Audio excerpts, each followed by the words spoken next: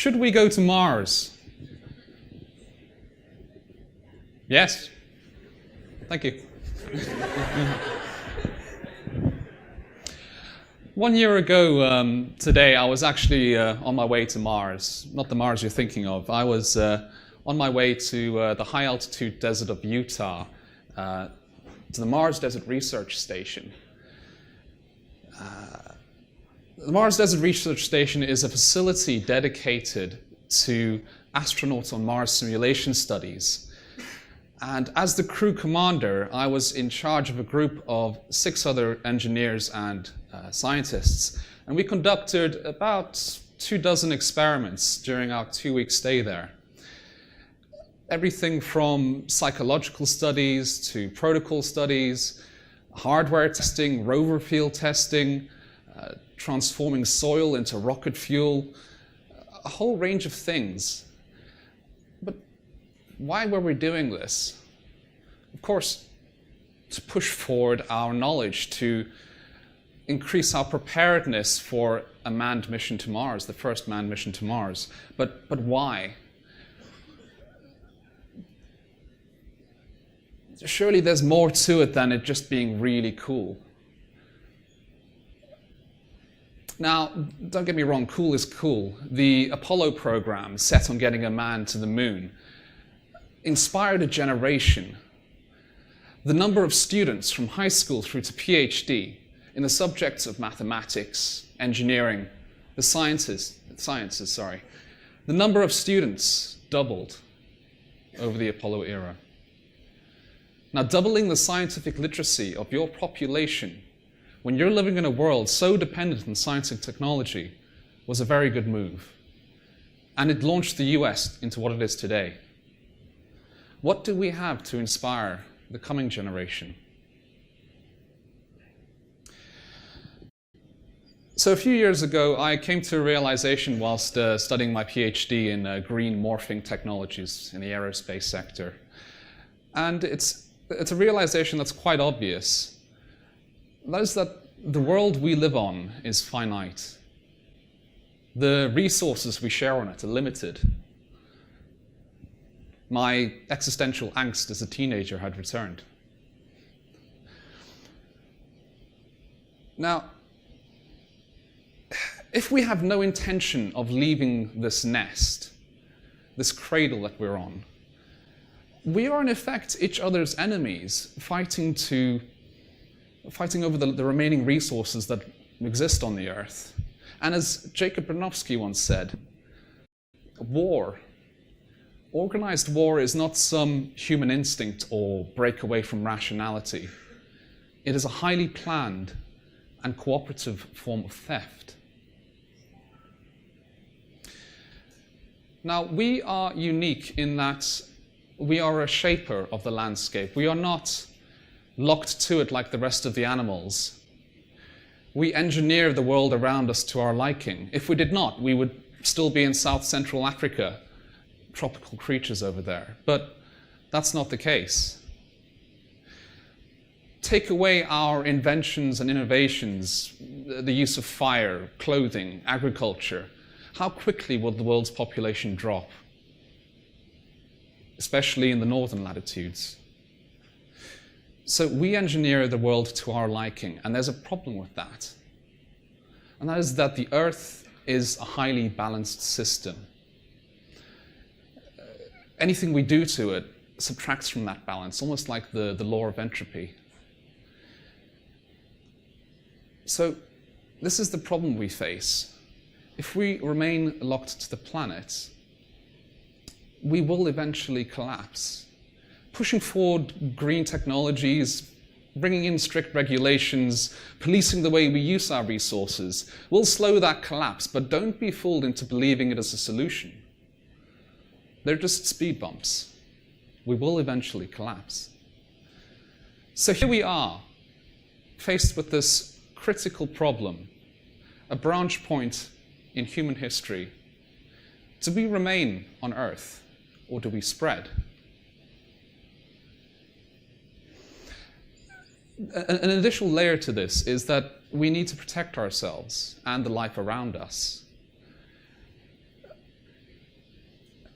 So this is the problem. I think Mars is the next logical step for humanity, not the moon. The moon to Mars is what Greenland was to North America in the previous age of exploration. The moon simply does not have the resources required to sustain a technological civilization. Mars does. Take plant life, for example. Mars has fertile soil. It has a carbon dioxide-rich atmosphere. It has an abundance of water. And it's got a 24.5-hour day. The moon, it doesn't really have an atmosphere. It has water as abundant as gold is on Earth. It's got a 708-hour-long day. The moon is simply not feasible for plant life. On Mars, it is. Now cold and dry, Mars was once a warm and wet planet, about 3 billion years ago. What happened was Mars slowly lost its atmosphere, primarily due to solar wind. The core of Mars cooled down and it lost its magnetic field, the magnetic field that protects the atmosphere from solar wind shedding the air away.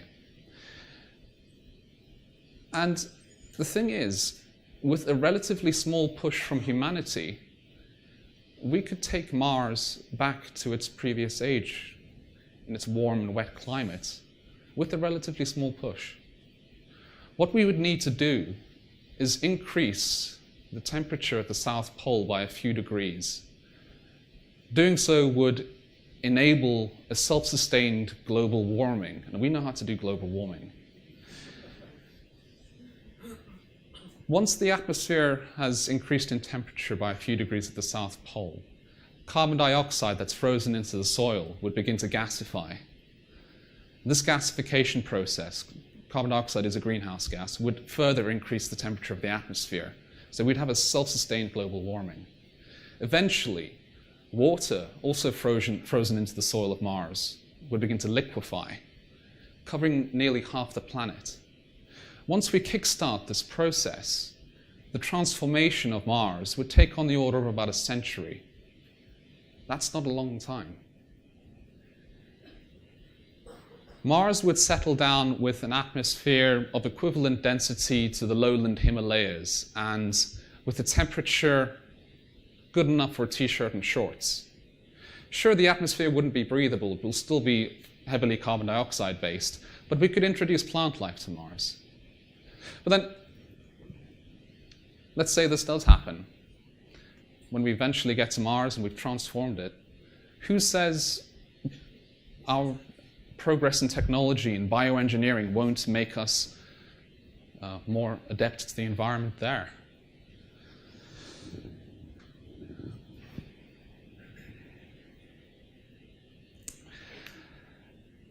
One of the major questions regarding Mars is, has there ever been a genesis of life there? So what I'm talking about is, has Mars ever itself had an origin of life? We know there's life on Mars already. We stopped decontaminating our spacecraft a couple of decades ago, and we know that there are microbes, Earth microbes, on Mars inside of the spacecraft hardware. But has life ever originated on Mars? Mars had the requisite conditions for life for about 5 times as long as it took for life to occur on Earth. That's a really interesting question, and would bring forward our human understanding of the world around us. It'd be a really big thing for the history books. But what about ethics? If there is life on Mars, even if it's microbial, do we have a right to go there? It's quite a strange argument, I find, but it's one that's been gaining weight over the last few years.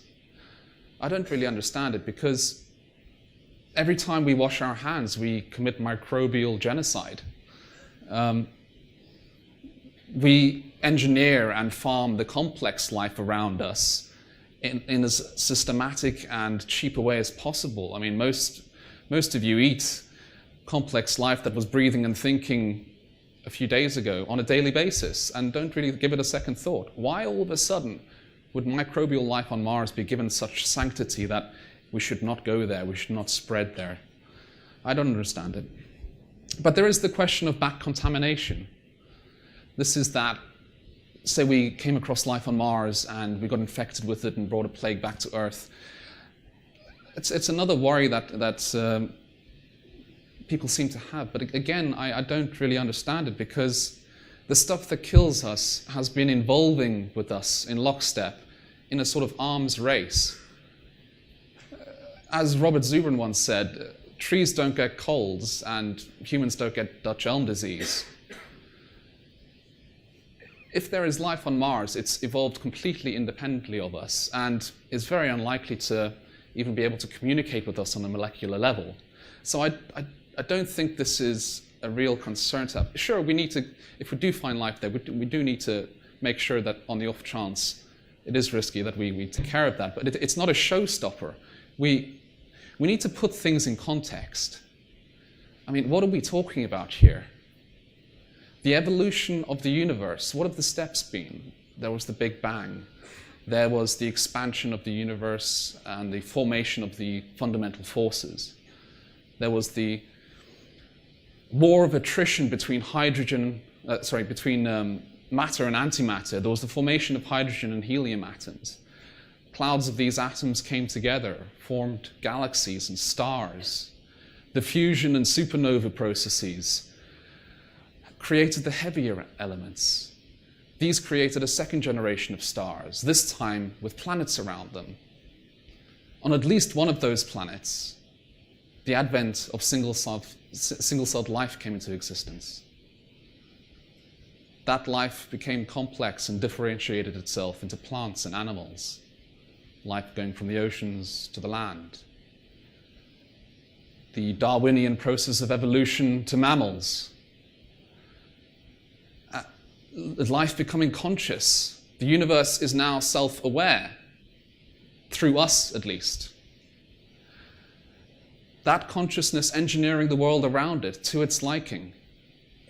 I would argue that the next step in evolution on this grand scale would be life becoming multiplanetary.